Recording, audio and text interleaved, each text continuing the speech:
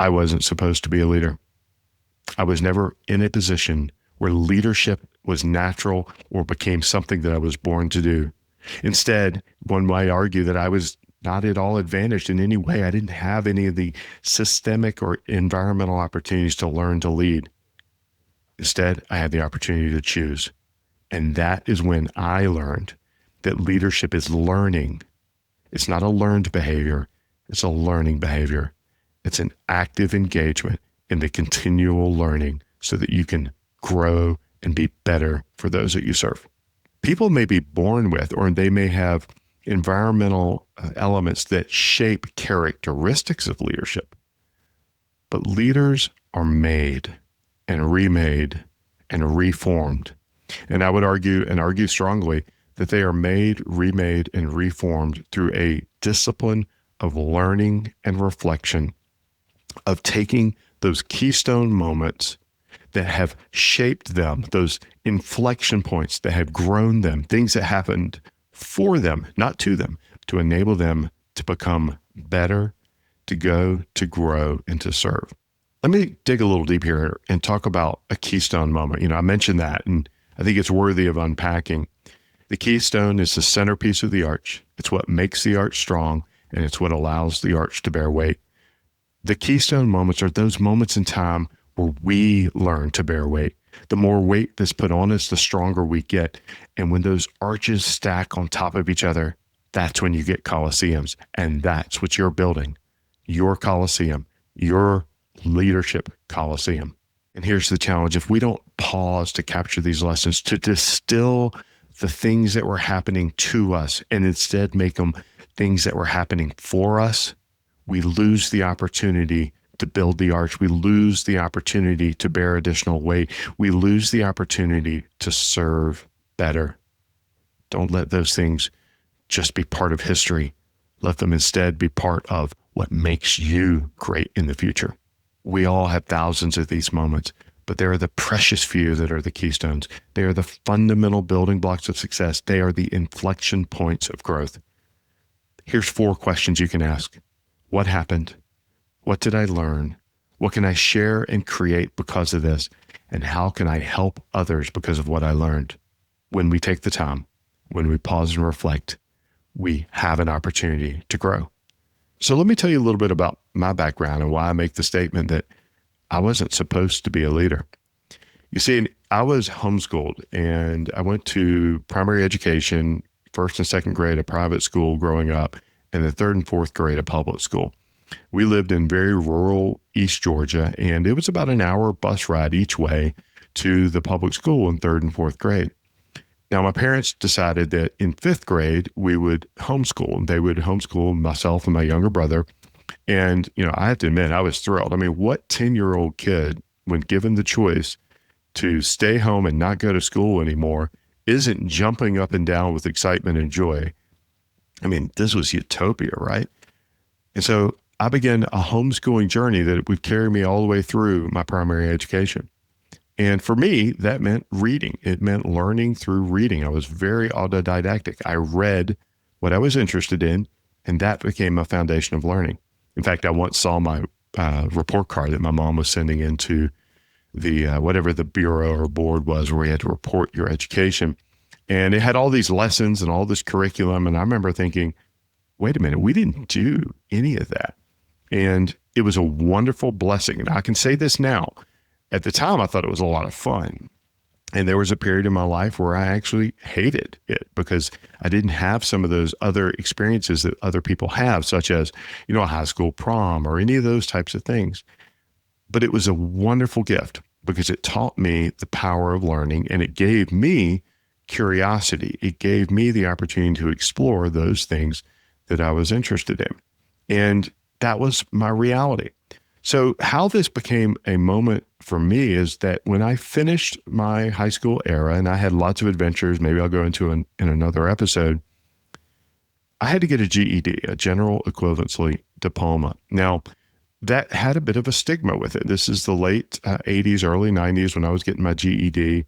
And a GED was for the person who failed high school. So there was definitely a stigma. And unfortunately, because that's what I was getting, I earned or was labeled with that element.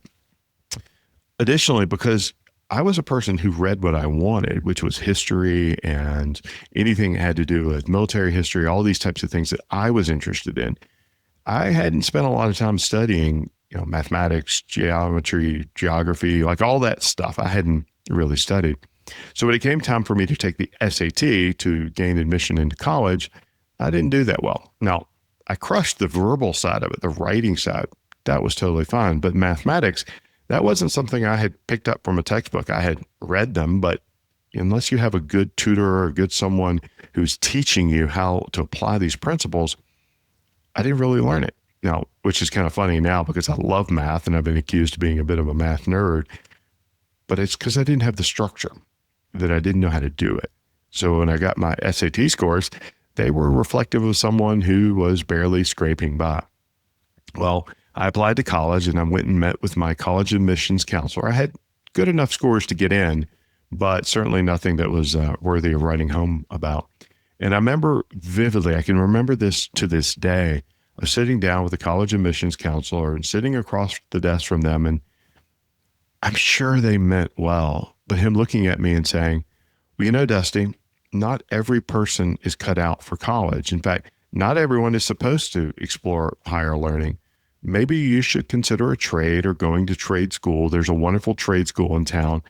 And maybe that would be better or more suited for who you are and your educational background. Now, I remember sitting there and thinking, well, this is interesting. I'm supposed to go to college. That's what I've been told. And it was just a rite of passage.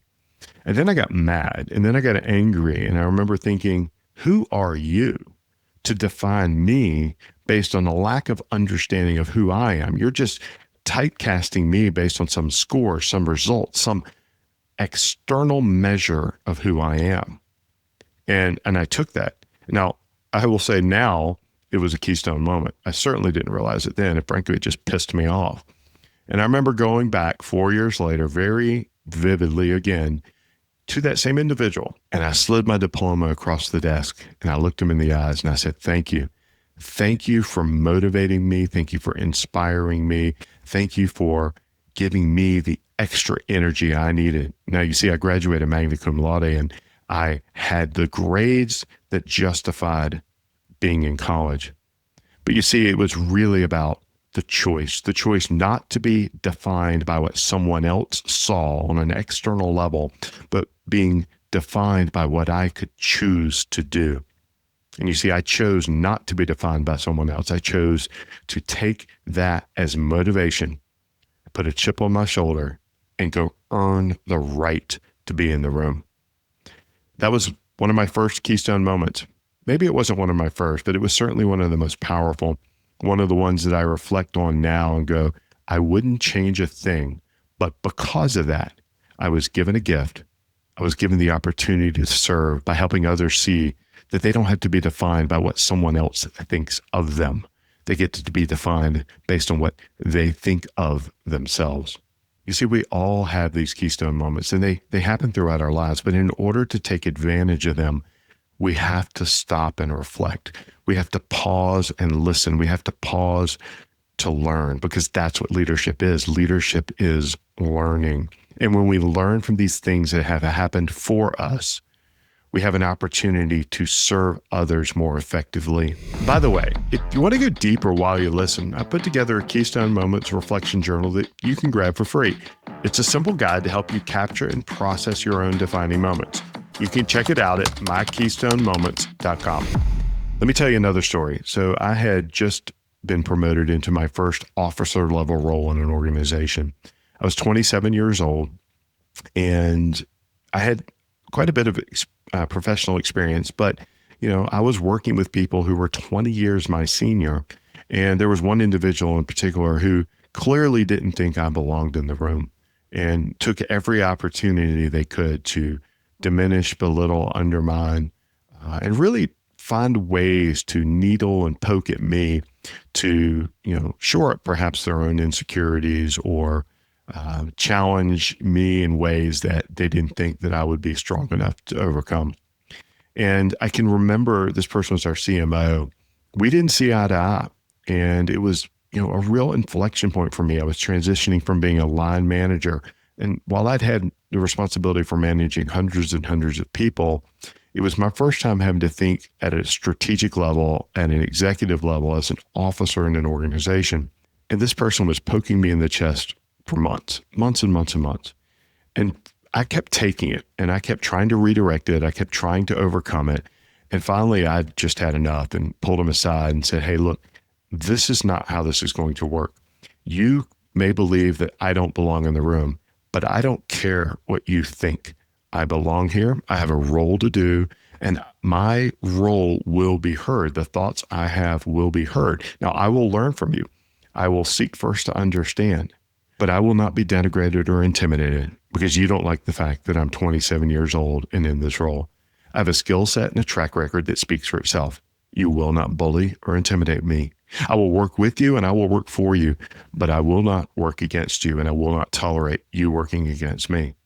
I didn't realize it, but that moment in time where I stood up for myself, where I pushed back, was the inflection point where this person actually began to respect me, where this person actually understood that they couldn't push me around, that they couldn't bully me. And it's where I learned that leadership isn't about making people happy. Maybe I already knew that, but it was a real inflection point that when I took the time to pause and understand, I realized I wasn't there to make other people happy. I wasn't there to help other people feel better about themselves. I was there to do a job. I had a role to play. And that meant there would be times when people didn't like it. And that was okay. I needed to learn to truly stand up for myself. I had done it before in different roles, but I had to do it in that role. I had to do it at that time. And I realized that if I didn't stand up for myself, I would be walked over. You see, I wasn't born to be a leader. I wasn't meant to be a leader. Like all great leaders, I had to learn, and I'm still learning each and every day. I didn't know that was a lesson. In that moment in time, I had no idea. I was dealing with months of pain and frustration and anger and angst, but it was because I took the time years later to pause and go, what were the moments that shaped me? What were the moments where the keystone dropped into place that I learned, that I grew, that the crucible was happening all around me? There's so much power in taking the time to pause. The keystone is the centerpiece of the arch. It's what makes the arch strong. It's what allows the arch to bear weight. And we need to take the time to pause and reflect. We need to take the time to learn. Thanks for tuning into this solo episode of Leadership Unlocked. If something hit home today, if it challenged you, clarified something, or gave you a tool that you can use, don't just keep it for yourself. Apply it, share it, talk about it with your team. And if you're leading through something tough right now, just know this: you don't have to figure it out alone. That's what this podcast, this work, and this community are all about. Want more tools like this? Head over to arcusgroup.com/podcast or visit arcusgroup.com and join the newsletter. No fluff, just what helps you lead better. Until next time, keep leading with clarity and courage. This is Leadership Unlocked.